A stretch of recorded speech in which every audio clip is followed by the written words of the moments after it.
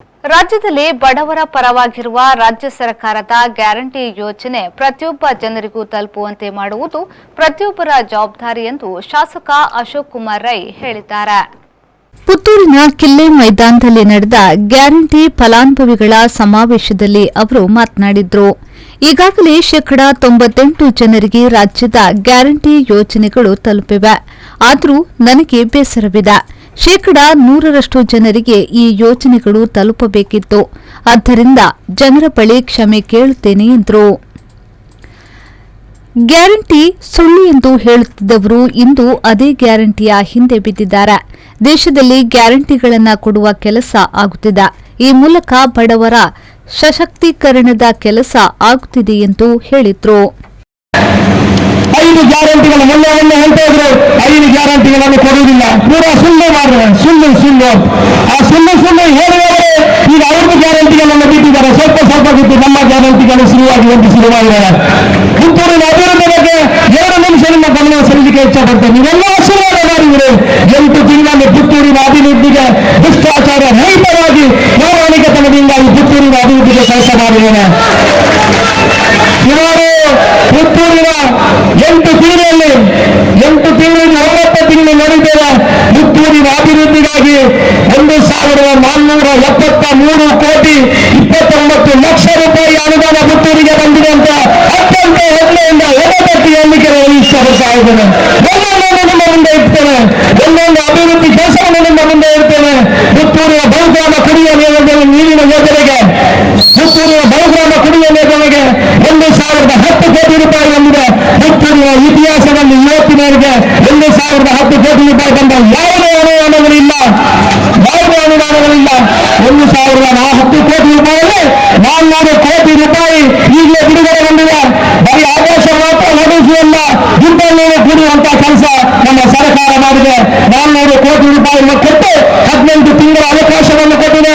18 ತಿಂಗಳಲ್ಲಿ ಪುತ್ತೂರು ವಿಧಾನಸಭಾ ಕ್ಷೇತ್ರದ ಪ್ರತಿ ಮನೆಗಳಿಗೆ ಒಂದು ಪುರುಷನಿಗೆ ಮಹಿಳೆಯರಿಗೆ 55 ಲೀಟರ್ ನೀರಿನಂತೆ ಪ್ರತಿ 24 hours 24 ಗಂಟೆ ಡ್ರಿಂಕಿಂಗ್ ನೀರು ಕೊಡುವಂತಹ ಕೆಲಸವನ್ನು ಮಾಡಿದ್ದಾರೆ.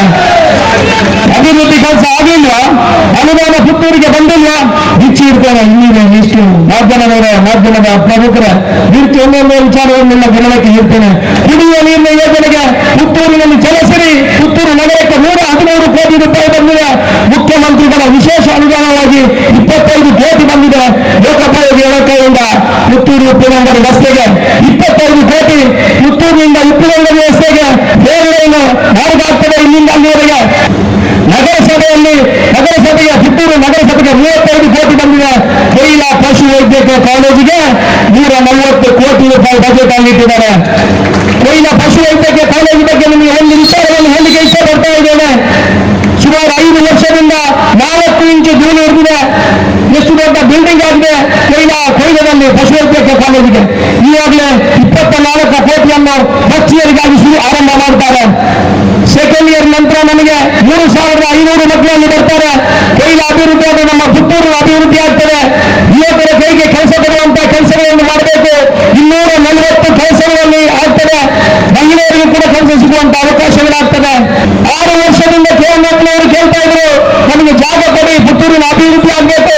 ಒಬ್ಬರಿಗೆ 1 ಸಂಖ್ಯೆ ಜಾಗ ಕೊಡಲಿಕ್ಕೆ ಆಗಲಿಲ್ಲ. ನಾವು 8 ತಿಂಗಳಲ್ಲಿ ಕೆಎಂಎಫ್ 14 ಎಕರೆ ಜಾಗ ಕೊಡುವಂತದ್ದಾಗಿದೆ. 140 ಕೋಟಿ ರೂಪಾಯಿ ಚಿಕ್ಕಮಗಳೂರಲ್ಲಿ ಬಂದು ಬೀಳ್ತದೆ. ಅಷ್ಟೊಂದು ಯುವಕರಿಗೆ ಕೆಲಸ ಕೊಡುವಂತದ್ದಾಗ್ತದೆ. ಅಷ್ಟೊಂದು ಪುತ್ತೂರಿಗೆ ಆಗ್ಬೇಕಂತ ಕಲ್ಪನೆಗಳು ನಮ್ಮ ಹತ್ರ ಇದೆ. ಪುತ್ತೂರಿಗೆ ಮೆಡಿಕಲ್ ಕಾಲೇಜು ಬರಬೇಕನ್ನೋ ನಮ್ಮ ವಿಚಾರಗಳಿದೆ.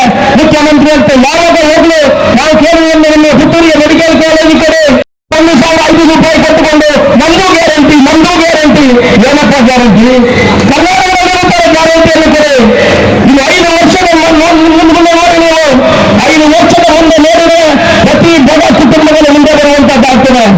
ಬಡವರಾಗಿ ಇರ್ತಾರೆ, ಇಲ್ಲದ್ರೆ ದೊಡ್ಡವರಾಗಿ ಮುಂದೆ ಹೋಗ್ತಾನೆ. ಬಡವರ ಮುಂದೆ ಬರಬೇಕು. ಈ ದೇಶದಲ್ಲಿ ವಿಶ್ವಗುರು ಆಗ್ಬೋದು. ಈ ದೇಶ ವಿಶ್ವಗುರು ಆಗ್ಬೇಕಂದ್ರೆ ಬಡವರ ಶ್ರೀಮಂತರಾಗಬೇಕು, ಬಡವರ ಸಬಲೀಕರಣ ಆಗಬೇಕು. ಆದರೆ ಮಾತ್ರ ಈ ವಿಶ್ವ ಮುಂದೆ ಬರಲಿಕ್ಕೆ ಸಾಧ್ಯ. ಅದಕ್ಕಾಗಿ ಸಿದ್ದರಾಮಯ್ಯ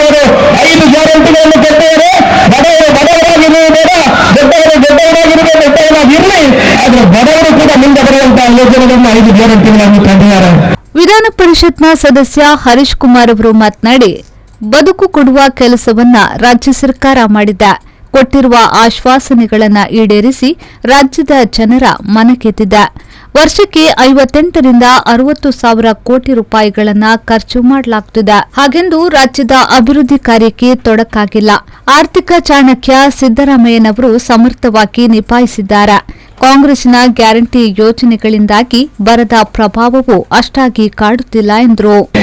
ವಾರ್ಷಿಕವಾಗಿ 55,000ರಿಂದ 60,000 ರೂಪಾಯಿ ಒಂದು ಕುಟುಂಬಕ್ಕೆ ಕರ್ನಾಟಕ ಸರ್ಕಾರ, ಸಿದ್ದರಾಮಯ್ಯ ನೇತೃತ್ವದ ಸರ್ಕಾರ ಒಂದು ಕುಟುಂಬಕ್ಕೆ ಪ್ರತಿ ವರ್ಷಕ್ಕೆ 60,000 ರೂಪಾಯಿಯಷ್ಟು ಖರ್ಚು ಮಾಡುವಂತಹ ವ್ಯವಸ್ಥೆ ಇದು.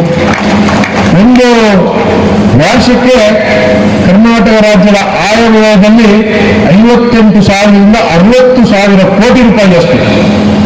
ಕರ್ನಾಟಕ ರಾಜ್ಯದಲ್ಲ, ದೇಶದ ಇತಿಹಾಸದ ಯಾವುದೇ ಸಂದರ್ಭದಲ್ಲಿ ಕೂಡ ಯಾವುದೇ ಸರ್ಕಾರ ಇಷ್ಟೊಂದು ಮೊತ್ತವನ್ನ ಜನರಿಗೆ, ಬಡವರಿಗೆ ನೇರವಾಗಿ ಅವರ ಮನೆ ಬಾಗಿಲಿಗೆ, ಅವರ ಖಾತೆಗೆ ವರ್ಗಾಯಿಸಿ ಅವರಿಗೆ ಈ ಸರ್ಕಾರದ ಯೋಜನೆಗಳು ಏನಿವೆ, ಪೂಜ್ಯ ಗಾಂಧೀಜಿಯವರು ಏನು ಈ ಒಂದು ಸಂದರ್ಭದಲ್ಲಿ ಆ ಸಂದರ್ಭದಲ್ಲಿ ಹೇಳಿದ್ರು, ಸರ್ವರಿಗೂ ಸಮಪಾಲು, ಸರ್ವರಿಗೂ ಸಮಬಾಲು ಅನ್ನುವಂಥದ್ದು. ಈ ಸರ್ಕಾರದ ಹಣ ನೀವು ತೆರಿಗೆ ಕಟ್ಟಿದಂತಹ ಹಣ, ಇದು ಎಲ್ಲರಿಗೂ ಸೇರಬೇಕು.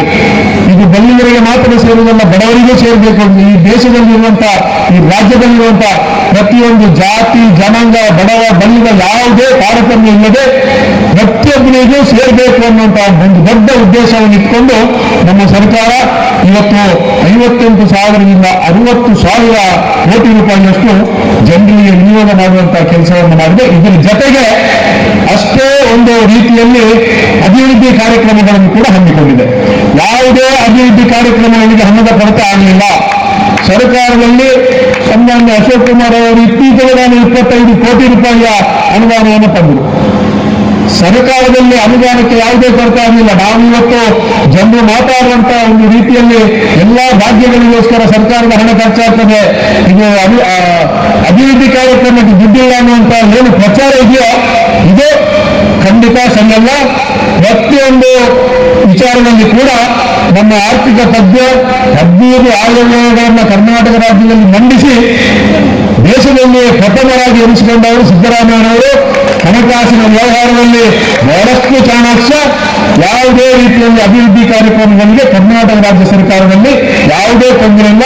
ಇವತ್ತು ಬರ ಬರುವಂತಹ ಸಂದರ್ಭದಲ್ಲಿ ಕೂಡ ಈ ಬರದ ತೀವ್ರತೆ, ಒಂದು ರೀತಿ 5 ಗ್ಯಾರಂಟಿಗಳಿಂದ ಬರದ ತೀವ್ರತೆ ಜನರಲ್ಲಿ ಹೆಚ್ಚಾಗಿ ಕಾಡ್ತಾ ಇಲ್ಲ. ಅಂದ್ರೆ ಬರದ ಸಂದರ್ಭ ಅವರ ಹತ್ರ ದುಡ್ಡಿರುವುದಿಲ್ಲ, ಕರೆಂಟ್ ಬಿಲ್ ಕಟ್ಟಲಿಕ್ಕೆ ಆಗುದಿಲ್ಲ, ಮಕ್ಕಳಿಗೆ ಶಾಲೆಗೆ ಹೋಗ್ಲಿಕ್ಕೆ ದುಡ್ಡಿಲ್ಲ, ಪೇಟೆಗೆ ಹೋಗ್ಲಿಕ್ಕೆ ದುಡ್ಡಿಲ್ಲ ಅನ್ನುವಂತ ಪರಿಸ್ಥಿತಿ ಈಗ ಇಲ್ಲ. ಆ ಎಲ್ಲಾ ಖರ್ಚು ವೆಚ್ಚಗಳನ್ನು ಕೂಡ ಸರ್ಕಾರ ನೋಡಿಕೊಂಡಿದೆ. ಈ ಸಂದರ್ಭದಲ್ಲಿ ಫಲಾನುಭವಿಗಳು ತಮ್ಮ ಅನಿಸಿಕೆಯನ್ನ ವ್ಯಕ್ತಪಡಿಸಿದ್ರು. ಗೇರು ನಿಗಮದ ಅಧ್ಯಕ್ಷೆ ಮಮತಾ ಗಟ್ಟಿ, ಜಿಲ್ಲಾಧಿಕಾರಿ ಮುಲೈ ಮುಗಿಲನ್, ಜಿಲ್ಲಾ ಪಂಚಾಯತ್ ಸಿಇಒ ಡಾ ಆನಂದ್, ಪುತ್ತೂರು ಸಹಾಯಕ ಆಯುಕ್ತ ಮುಬಿನ್ ಮೊಹಪಾತ್ರ, ಪುತ್ತೂರು ತಹಶೀಲ್ದಾರ್ ಪುರಂದರ ಹೆಗ್ಡೆ ಮೊದಲಾದವರು ಉಪಸ್ಥಿತರಿದ್ದರು. ಅನೀಶ್, ವಿ4 ನ್ಯೂಸ್, ಪುತ್ತೂರು.